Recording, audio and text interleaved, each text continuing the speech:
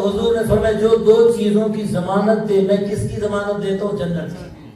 کیا ضمانت دینے کا خیال ہے یا نہیں؟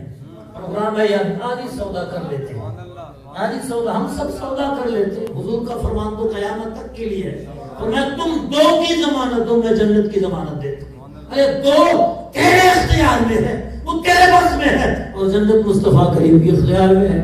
حضور کل بھی اسی شرط پہ جنت دے رہے تھے، آج بھی اسی شرط پہ جنت دے رہے ہیں، اور قیامت تک امت کو اسی شرط پہ جنت دے رہے ہیں۔ تم تیار ہو جاؤ، تم دو چیزوں کی ضمانت دو، مصطفیٰ کریم تمہیں ضمانت دیتے ہیں جنت کی۔ کیا چیز؟ فرمایا ما بین لحییہ، فرمایا دو جبڑوں کے درمیان کی تم ضمانت دو۔ دو جبڑوں کے درمیان کی تم کیا زبان، تم زبان کی ضمانت دو۔ جھوٹ نہیں بولنا، چغلی نہیں کھانی، بد زبانی نہیں کرنی، کسی کا گلا شکوہ نہیں کرنا، زبان سے غلط بیانی نہیں کرنی۔